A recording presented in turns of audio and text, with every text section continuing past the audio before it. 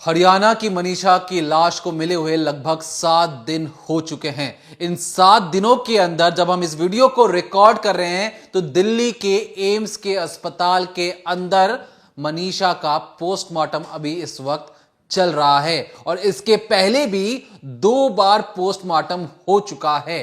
आपको समझा दें, पोस्टमार्टम में जो लाश होती है उसे चीरा फाड़ा जाता है, एक एक चीज को अंदर देखा और समझा जाता है।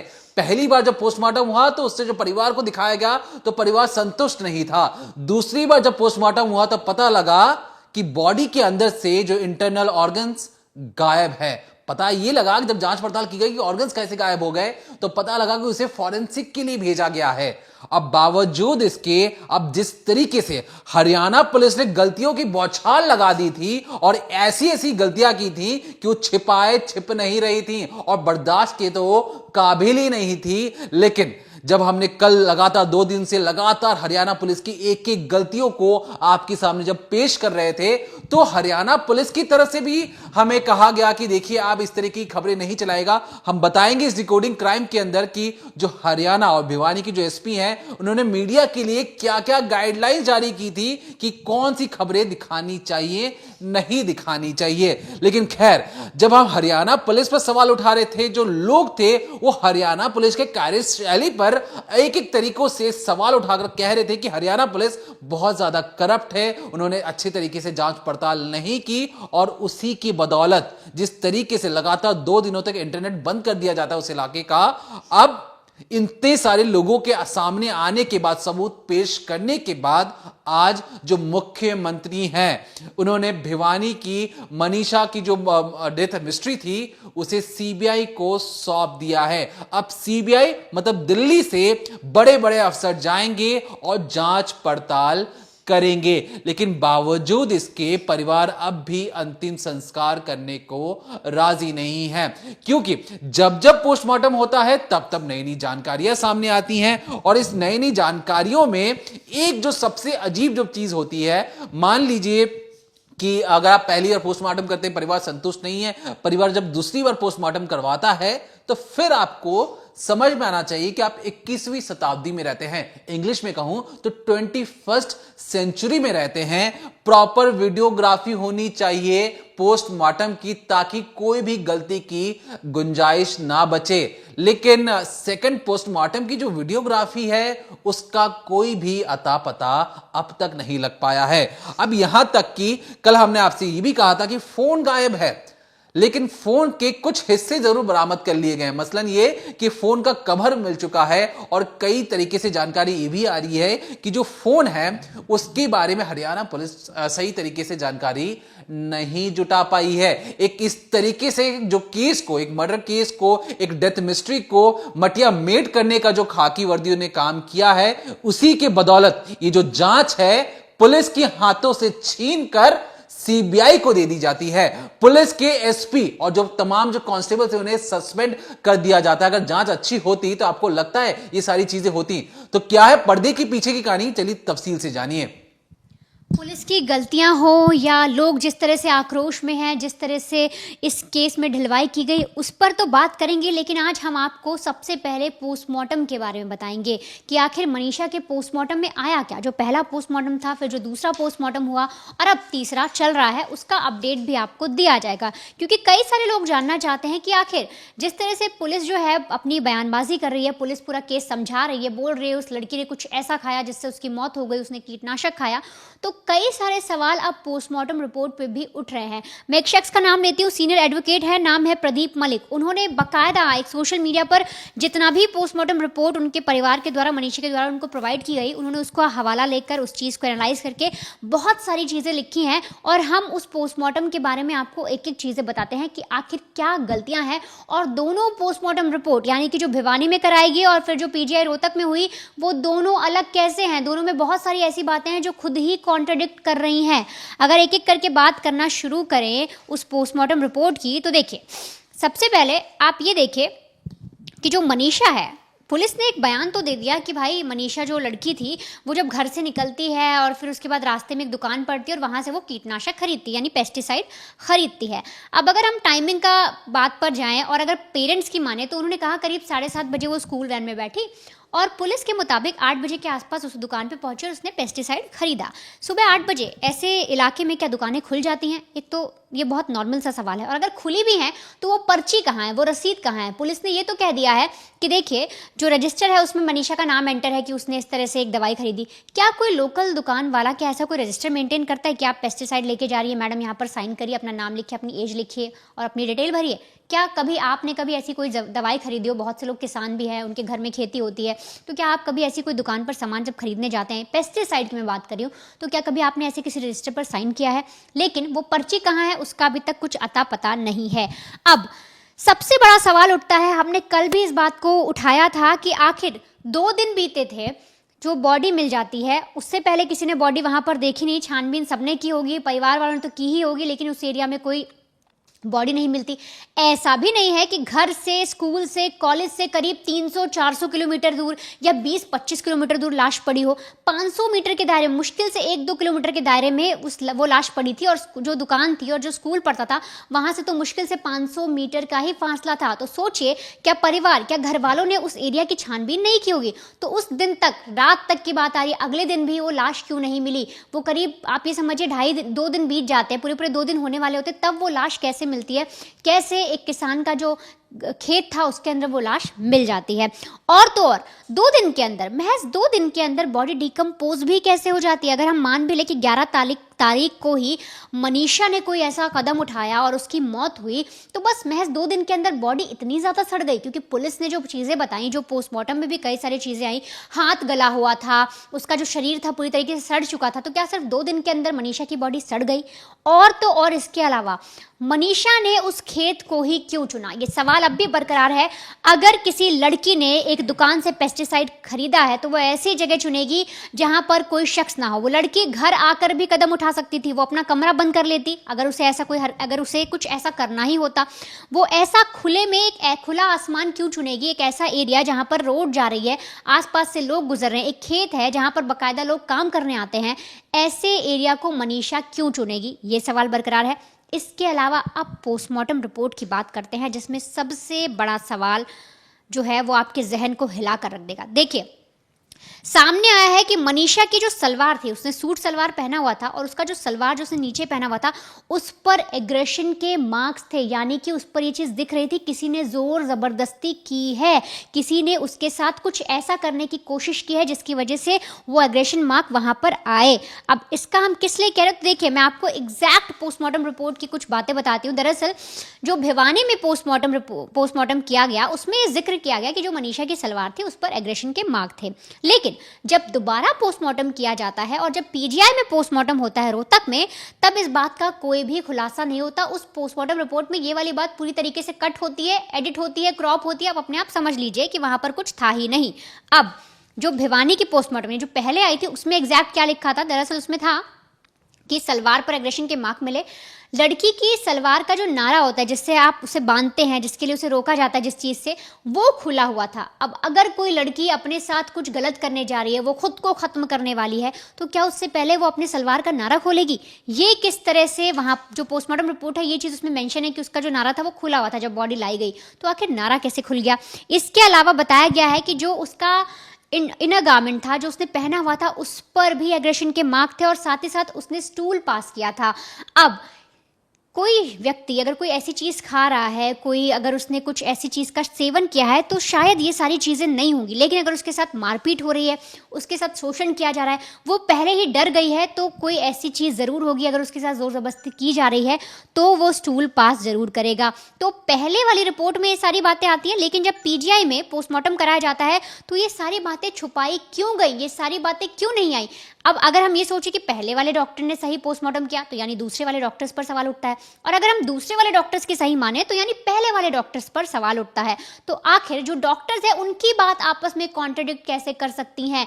छोटी मोटी चीज़ें चेंज हो सकती है, लेकिन इतनी बड़ी चीज़ अगर कहा जा रहा है कि नारा उसका खुला हुआ है, उसके इनर गारमेंट में एग्रेशन के मार्क हैं, सलवार पर एग्रेशन के मार्क हैं, स्टूल पास किया है, तो इतनी सारी चीज़ें दूसरी पोस्टमार्टम रिपोर्ट में क्यों नहीं आई?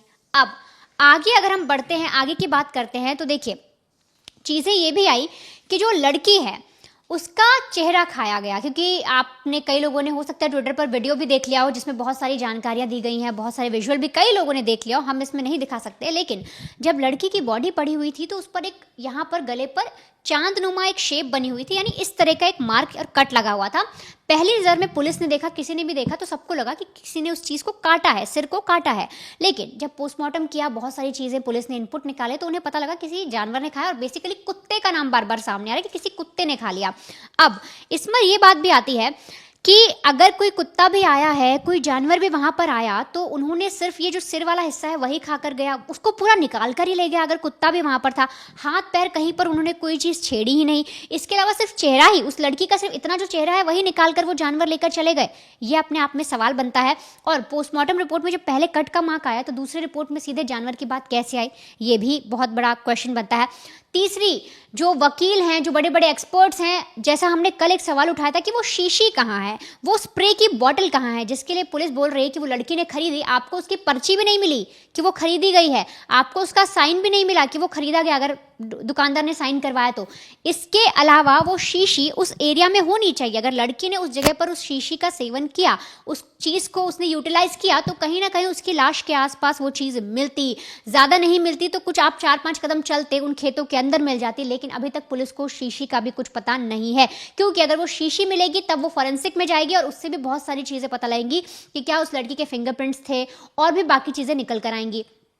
एक और अहम सवाल जो कल भी हमने आपके सामने उठाया था कि टाइमिंग क्या है, मौत की टाइमिंग क्या अभी किसी पोस्टमार्टम रिपोर्ट में साफ तरीके से कह दी गई है?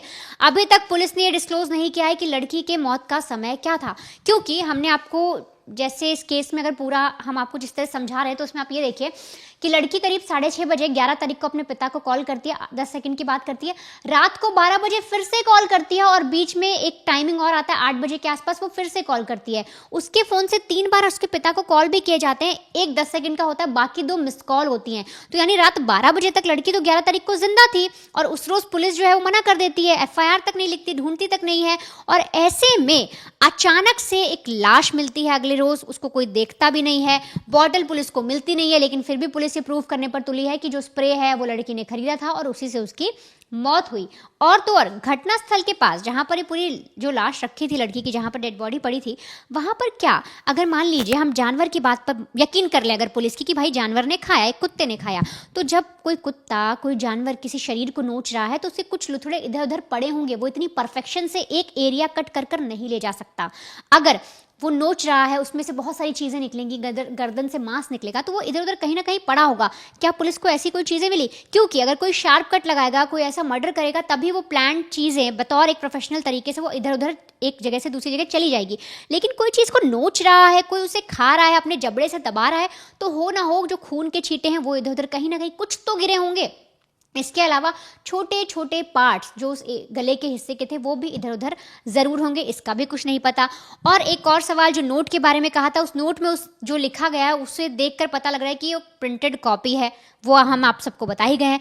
इसके अलावा अब एक और बात जो पोस्टमार्टम रिपोर्ट में आई है, दरअसल जब पहली बार पोस्टमार्टम कराया जाता है और सारी चीज़ें निकल कर आती हैं तो पुलिस ने पहली नज़र में बोलता है कि हाथ वाथ जो है थोड़े गल गए थे, सड़ गए थे। लेकिन अब एग्जैक्ट अगर मैं पोस्टमार्टम रिपोर्ट की बात करूँ तो देखिए उसमें ये लिखा हुआ है कि जो पहली पोस्टमार्टम रिपोर्ट थी उसमें ये आया था कि लड़की का जो ये वाला हाथ होता है ये थोड़ा गल गया था और एकदम टूटने गिरने जैसा होता है। जैसे आप समझिए कोई चीज़ डाली जाए, एसिड डाला जाए या तेज़ाब डाला जाए तो पूरा गलने लगता है, तो इस सिचुएशन में उसके हाथ की बात आई थी। लेकिन जब दोबारा पोस्टमार्टम कराया जाता है तो उसमें इसका जिक्र नहीं था, उसमें बस ये लिखा हुआ था कि मिट्टी से हाथ सने हुए थे। अब एक बात और समझिए कि पहली बार अगर पोस्टमार्टम हुआ एक लड़की का तो क्या कुछ हद तक जो मिट्टी है, जो बाकी चीज़ें हैं वो हट नहीं सकती? तो दूसरी पोस्टमार्टम रिपोर्ट में बारीकी से कैसे कह दिया गया कि मिट्टी से हाथ सने हुए थे बल्कि गल नहीं रहे थे? किस आधार पर ये कहा गया, क्योंकि पहली बार अगर पोस्टमार्टम किया गया तो आप ये समझिए कुछ हद तक मिट्टी जो है हाथ की एरिया की जो पूरे शरीर पर थी वो साफ हो जाती। पहली बार जब लाश ले जाई गई तो वो मिट्टी में बिल्कुल सनी हुई थी, लेकिन दूसरी बार जब पोस्टमार्टम कराया गया तो मिट्टी इस हद तक नहीं थी, लेकिन पोस्टमार्टम रिपोर्ट में जिक्र किया गया कि जो मिट्टी है उससे लड़की सनी हुई थी और हाथ में कोई गलने का निशान नहीं है। इसके अलावा रोहतक की पोस्टमार्टम रिपोर्ट ये भी कहती है कि इंटरनल ऑर्गन जो है वो गायब है, लेकिन भिवानी की पोस्टमार्टम रिपोर्ट में ये आया था कि जो यूट्रस है और ओवरी जो है उन्हें हम जांच के लिए भेज रहे हैं। तो बाकी के ऑर्गन कहाँ है? भिवानी में तो सिर्फ 2 ऑर्गन्स की बात की गई थी कि यूट्रस और ओवरी को हम भेज रहे हैं फॉरेंसिक लैब, वहां पर जांच होगी, लेकिन जो दूसरी पोस्टमार्टम हुई उसमें कई सारे ऑर्गन्स गायब होने की बात हुई। तो अगर 2 ऑर्गन पहली वाली पोस्टमार्टम रिपोर्ट में निकाले गए उनकी जांच कराने के लिए, तो बाकी के ऑर्गन्स कहाँ गए? इसके अलावा हम बार बार वही कह रहे हैं कि अगर वहां पर जानवर आए तो उनके कुछ तो निशान होंगे, कहीं पर कोई जानवर गया होगा तो उसके पंजे के निशान होंगे, कौन सा जानवर था, क्या अब तक कोई पता लगा पाया? इसकी भी कोई डिटेल अभी तक पुलिस के पास नहीं है और पुलिस की तरफ से कोई भी चीज़ें ऐसी नहीं कही गई हैं। तो पोस्टमार्टम की छोटी छोटी चीज़ें हैं जो हमने आपके सामने रखी, क्योंकि इसी से ये चीज़ कहीं ना कहीं दिखती है कि उस लड़की के साथ कुछ ना कुछ गलत तो हुआ है, और ऐसे में जो परिवार है वो मानने को तैयार ही नहीं है। पिता जो है वो बिल्कुल संतुष्ट नहीं है, जो माँ बाप हैं वो संतुष्ट नहीं, उनका साफ तौर पर यही कहना है कि पुलिस ने चूक की है, पुलिस से बहुत सारी गलतियां हुई हैं, और अब अगर पुलिस हमारे सामने आकर कह भी दे कि हमारी बेटी ने कुछ ऐसा किया तो हम मान कैसे ले। उनका साफ तौर पे कहना है कि अगर पुलिस 11 तारीख को जब हमने शिकायत की थी उसी वक्त अगर एक्शन में आती तो शायद आज हमारी बेटी मनीषा जिंदा होती। अब आप समझिए किस तरह से जो पूरा केस है ये घूमकर पुलिस पर ही भारी पड़ रहा है, पुलिस क्या गलतियां कर रही है और कौन सी ऐसी छोटी छोटी चीजें हैं जिसकी वजह से ये जो केस है आप यूँ समझिए मिट्टी में पूरी तरीके से मिल गया है। इसको पूरी जो पुलिस है वो अच्छे से इन्वेस्टिगेट नहीं कर पाई। देखिए, इस पूरे केस में जो सबसे अजीब बात जो आपको सुनकर पहले ही बार में समझ में आ जाएगा, एक लड़की जो गायब होती है 11 तारीख को, 12 तारीख को एफआईआर होती है, 13 तारीख की सुबह सुबह डेड बॉडी मिल जाती है लड़की की, और जिस अवस्था में थी वो किसी से छिपी नहीं है। लगभग कितने घंटे होते हैं? 48 घंटे भी नहीं होते हैं। 48 घंटे से कम के समय में एक लड़की की लाश जिस तरीके से गल गई है, और उसे यह कह देना कि देखिए उसमें तो एसिड का कोई मार्क ही नहीं था, एसिड तो गिराया ही नहीं गया था, तो इतने कम समय में अगर बॉडी डिकम्पोज होने लगे तो यह समझ से परे है कि 48 घंटे से भी कम के समय में, और जिस तरीके से हाथ टूटने को हो रहा था, हाथ गल गया था, अब इस तरीके से बॉडी तेजी से डिकम्पोज होने लगे तो बात बहुत आगे बढ़ चुकी है। अब इस पूरे मामले में हम अब बात करेंगे कि खाकी वर्दी और जो हमारे जो नेता हैं, यानी जो सीएम साहब हैं, सीएम साहब ने कहा कि इस मामले में जो भी दोषी होगा उसे सजा दी जाएगी। ये कब बोला उन्होंने? ये तब बोला जब तक उन्होंने एसपी का ट्रांसफर नहीं कर दिया था। मतलब जिस तरीके से जो हम हरियाणा पुलिस की बात माने, अभी तो पूरा मामला सीबीआई के हाथ में जा चुका है। सोचिए, हरियाणा पुलिस अपने बॉस को, या कहे जो सीएम हैं, उन्हें ठीक तरीके से इस जांच का अच्छी तरीके से ब्यौरा दे ही नहीं पाती है। हम ऐसा क्यों कह रहे हैं? देखिए, 13 तारीख को जब बॉडी मिलती है, पुलिस 5वें दिन सोशल मीडिया और तमाम तरीकों से अलग अलग जगहों से दावे करती कि देखिए हमें तो एक नोट मिला है और उस नोट में लड़की ने अपने परिवार वालों के लिए कुछ बहुत सारी चीजें लिखी और हमें शक है कि उस लड़की ने अपनी जान खुद ही ली है। अभी जो नोट है पहले ही दिन ही मिल गया था, लेकिन जो सीएम साहब हैं वो बार बार ये कह रहे थे कि देखिए इस पे जो भी दोषी होगा उसे हम कड़ी से कड़ी सजा दिलवाएंगे। मतलब किसी ने तो, या खाकी वर्दी वालों में से ही किसी ने सीएम को वो सारी बातें बताई होंगी कि कौन दोषी हो सकता है।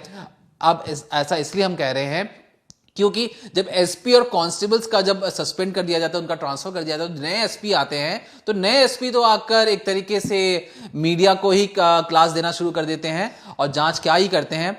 तो जब नए एसपी आते तब नए एसपी कहते हैं कि देखिए इस पूरे मामले में तो जिस तरीके से मीडिया में भ्रम फैलाया जा रहा है कि ये हत्या का मामला है, ये सारी कुछ चीजें नहीं है, सिर्फ लड़की ने अपना जान खुद ही दे दिया है। अब मायने आप समझिए, अगर सीएम को पहले ही पता लग जाता कि सुसाइड नोट उस जगह पर मौजूद है तो क्या ये बयान देते?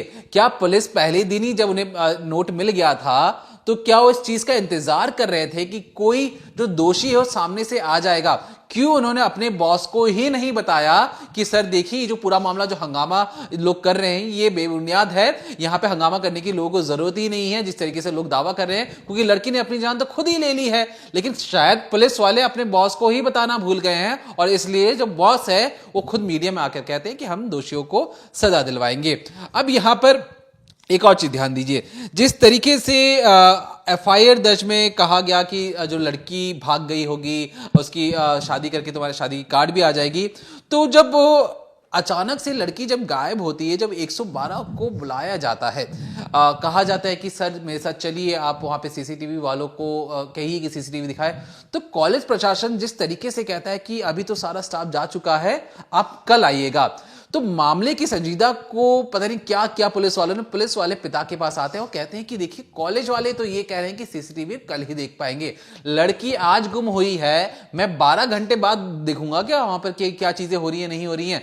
दोपहर के या शाम के वक्त भी अगर कोई लड़की गायब हुई है तो उसी वक्त सीसीटीवी देखने की जरूरत है। उस जगह पर ताला भी लगा दो, ताला तोड़ के देखो, और नहीं देखने की वजह से आज चीजें क्या हो गई हैं। अगर लगता कि उस जगह पर लड़की नहीं आई तो बात ठीक थी, लेकिन आपने इतनी लेट लतीफी कर दी, आपने जी हजूरी करने के चक्कर में, और पीसीआर वाले वहां पर आकर कहते हैं कि ठीक है, हमने तो वो कह रहे हैं कि कल आके देख लीजिएगा। आप तब तक एक काम कीजिए, थाने में जाकर रपट लिखवा दीजिए। अभी जो रिपोर्ट लिखवाने की बात कही जा रही है, पीसीआर में जो 2 लोग आए थे, जो खाकी वर्दी में आए थे, वो उस वक्त चाहते तो उस वक्त ही पूरा मामला सुलझ सकता था, लेकिन मन में पता नहीं क्या था। अब जो तीसरी जो चीज आते हैं, लाश के गर्दन पर घाव था। अब यहां पर जिस तरीके से हमने बार बार आपसे कहा कि जो नोट है उसे अचानक से इतना सीक्रेट या गुप्त क्यों रखा गया, खुद सीएम साहब से भी उसे सीक्रेट रखा गया, गुप्त छुपा के रखा गया, लोगों से छुपा के रखा ही गया, परिवार से भी छुपा के रखा गया। ऐसी वो कौन सी चीज वो तलाश रहे थे जो उनको समझ में ही नहीं आया कि ये जो नोट है इसमें तो लड़की अपने बारे में ये सारी चीजें बता रही हैं। अब इसके आगे जब हम बढ़ते जाते हैं तो हमें बहुत सारी चीजें और पता लगती हैं कि हमने कल भी आपसे कहा था कि जो लड़की है मनीषा, उस जगह पर कहां पर मौजूद है उसके सेल टावर लोकेशन से पता लगाया जा सकता है। अब मैं आपको एग्जैक्ट टाइमिंग बताता हूं। 3:08 पर बंद हो गया था मनीषा का फोन, दोपहर 3:28 पर। ऐसी कौन सी जगह पर वो थी जब उसका फोन स्विच ऑफ हो गया था? हमारे पास जो भी फुटेज है वो लगभग 2 बजे तक के आसपास का फुटेज हमारे पास है, जहां पर वो चलती हुई नजर आ रही है। मतलब 2 बजे तो बिल्कुल ठीक ठाक थी। 3:08 लगभग 3:10 के आसपास दोपहर के उसका फोन स्विच ऑफ हो जाता है और अचानक से 6:26 पर उसका फोन फिर से ऑन होता है और दोबारा से वो बंद हो जाता है। उसके बाद अचानक से 11 से 12 जो दरमियानी रात का समय था, 12:04 से 5 मिनट पर दोबारा फोन ऑन होता है। तो ये जो फोन बंद हो रहा है, फिर फोन ऑन हो जाता है, किसी को कॉल किया जाता है, फिर दोबारा बंद हो जाता है, ये जो सीक्वेंस है ये क्या उसी खेत का है जिस खेत में बॉडी मिली है? हरियाणा पुलिस को क्या इसके पास जवाब है? हरियाणा पुलिस तो फोन ही नहीं ढूंढ पाई है, वो इन चीजों के बारे में तो सोच भी नहीं रही होगी। उन्हें क्या पता कि ये सारी चीजें भी अगर वो ढूंढ लेते तो पता लग जाता कि एग्जैक्ट किन किन जगह पर फोन स्विच ऑफ हुआ, क्यों ऑन हुआ। अब यहां पर क्या लड़की ने किसी और से भी बातचीत करने की कोशिश की है? कुछ नहीं पता है, फोन ही नहीं मिल पा रहा है। अब यहां पर जिस तरीके से वनिता ने भी उठाया कि परिवार समझ ही नहीं पा रहा है कि जो पोस्टमार्टम, सोचिए कि एक जो लाश है, लाश में चीरा फाड़ा जाता है, एक बॉडी के जिसे मरे हुए 7 दिन हो चुके हैं, उसकी लाश को 3 बार काटा गया। अब हम जिस वक्त ये वीडियो बना रहे हैं इस वक्त भी उस बॉडी की चीर फाड़ किए जा रहे हैं। पता नहीं अंदर से अब क्या चीजें निकलेंगी, क्या चीजें नहीं निकलेंगी, लेकिन छोटा सा छोटा सबूत भी इस पूरे केस की जो दिशा है उसे मोड़ सकता है। तो फिलहाल के लिए इस पूरे मामले को सीबीआई को तो सौंप दिया गया है, लेकिन हमारा सवाल सीबीआई से भी है। हरियाणा पुलिस ने तो मटियामेट कर ही दिया है, अब सीबीआई भी आप सोचेंगे कि कोई सेंट्रल एजेंसी है, बहुत बढ़िया काम करेगी, सक्सेस रेट उसका 60 से 65 से 70% के आसपास है। मतलब 100 में से हम उसे या 10 में से सिर्फ 7 नंबर ही देंगे, ये हम नहीं दे रहे, सीबीआई का खुद का ये नंबर है। अब ऐसा क्यों? आपको याद है सुशांत केस क्या हुआ? उसमें कुछ नहीं पता। आरुषि हेमराज मर्डर केस अब तक अनसुलझा है। निठारी का जो केस था जिसमें जो आरोप लगा कि जो मालिक है, जो नौकर है, उन्होंने बच्चों को मार मार कर खा लिया, आज के टाइम पे क्या है, दोनों छूटने वाले हैं। एक तो मालिक बाहर ही है और जो दूसरा है उस पर अच्छे तरीके से जो सबूत ही वो पेश नहीं कर पाए, चाहे वो पुलिस हो चाहे सीबीआई हो, मटिया मेट कर दिया गया। दो धर्मस्थला में सौजन्या का जो केस था उसमें भी जो सीबीआई ने जिस तरीके से जांच पड़ताल की, कोई चीजें बाहर सामने नहीं आई। अब एक मामला और सही मनीषा का, आप खुद सोचिए, जितने भी हाई प्रोफाइल मामले हैं, आपको कब ऐसा याद होगा कि सीबीआई ने इस मामले को, इतने बड़े मामले को इतनी अच्छी तरीके से सुलझाया कि हर किसी ने सीबीआई की वाहवाही की। तो यहां पर भी मुझे तो खास तौर पर उम्मीद कम ही लगती है कि सीबीआई इस केस में कुछ अलग कर पाएगी, लेकिन फिलहाल के लिए परिवार को एक आस मिली है, परिवार को एक तरीके से लग रहा है कि इंसाफ मिल सकता है, क्योंकि अगर जो हरियाणा पुलिस ने जिस तरीके से कार्यशैली है, जिस तरीके का उन्होंने काम किया है, एक सेंट्रल एजेंसी एक दूसरे स्टेट की जब अफसर आके जांच करेंगी तो शायद इस मामले में कुछ बदल जरूर सकता है, और बदलना चाहिए, क्योंकि उस लड़की के इंसाफ का मामला है। उस लड़की की जिस तरीके की जो हालत की गई थी, जो बॉडी है, अब यहां पर बार बार कहा गया कि देखिए जो कुत्ते ने खा लिया, जानवर ने खा लिया, ऐसा कौन सा जानवर है जो एक इंसान का जबड़ा फाड़कर उसके मांस को खा सकता है, क्योंकि ये जो हिस्सा होता है, ये जो हिस्सा बहुत ज्यादा मजबूत होता है, उतने हिस्से को फाड़कर खाने का मतलब यह है कि उस इलाके में आदमखोर जानवर घूम रहा है, एक ऐसा जानवर जो इंसान को खाता है, या जो जानवर, हम जिस जानवर की बात कर रहे हैं वो कहीं कोई इंसानी तो नहीं है, जो जानवर की भेष में वहां पर शिकार कर रहा है। पुलिस वालों को मानना है, डॉक्टर्स का मानना है कि जानवर ने उसका जो लाश है उसकी जबड़े फाड़े, वहां पे उसकी चीजें को खाई। ये जो इलाका है, ये गले का, इतने इलाके को ही गायब करने की कोशिश की गई है।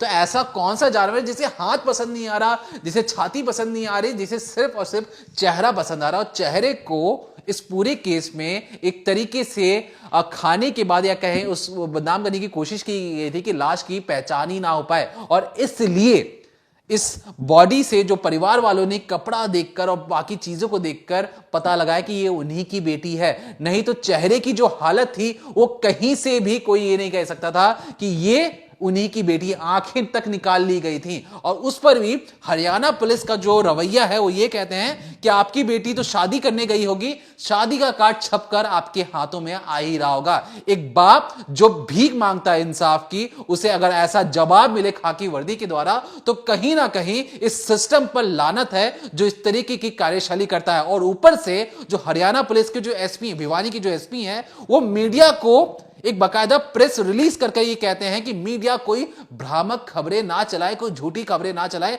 हम तहकीकात कर रहे हैं, अगर कोई झूठी खबरें प्रसारित या कोई भी ऐसी चीजें करेगा तो हम उसके खिलाफ कार्रवाई करेंगे। तो एसपी साहब, कार्रवाई तो आपको करनी चाहिए थी उस मनीषा के लोगों तक पहुंचने के लिए, उस मौत की या डेथ की मिस्ट्री को पता लगाने के लिए, उस रहस्य से उजागर करने के लिए कि असल में उस रोज हुआ क्या था। अगर इतनी अच्छी आपकी फाइंडिंग और इन्वेस्टिगेशन होती तो ये पूरा मामला हरियाणा पुलिस के हाथ से छीनकर सेंट्रल एजेंसी यानी सीबीआई के हाथ में नहीं सौंपा जाता।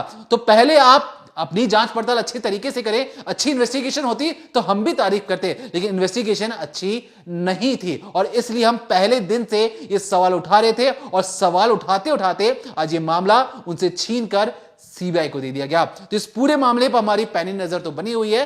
तब तक देखते रहिए डिकोडिंग क्राइम, सोमवार से शुक्रवार शाम 7:30 बजे।